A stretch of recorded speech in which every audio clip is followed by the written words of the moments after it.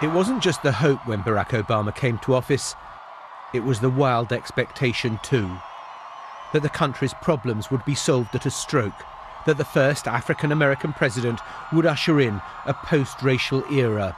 No more black America or white America, just the United States of America. But the lingering vestiges of that dream disappeared in the summer of 2014 in clouds of tear gas in a nondescript suburb of St. Louis, Missouri called Ferguson. An unarmed black man had been shot by a white police officer. It was a pattern that would become all too familiar. In Charleston, South Carolina, Walter Scott had been pulled over for a minor motoring offence. Footage captures the white police officer who stopped him, shooting him in the back several times before he dies. The policeman claimed self-defence. At his trial, which ended last month, the jury was unable to reach a verdict. The court, therefore, must declare a mistrial. Another symbol for the black community that things haven't changed. You know, I think his legacy to him is more important right now, to paint a picture that he did a real good job in America. But most black folks are very disappointed because we feel that he could do more. The issue of race and another of America's great intractable social problems, gun violence, came together to horrific effect inside this famous African-American church in Charleston.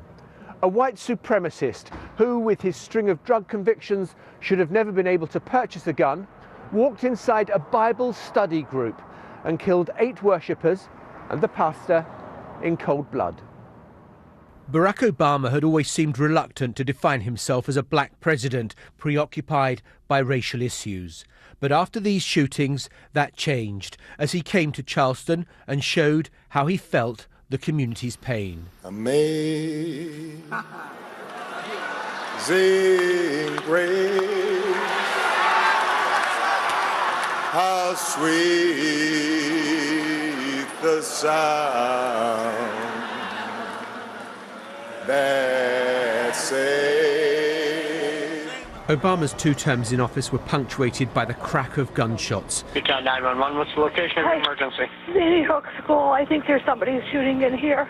An endless series of random mass killings that started with the slaying of 20 children and 6 of their teachers at Sandy Hook Elementary School. The president's famously cool demeanor was gone after this. Every time I think about those kids, it gets me mad.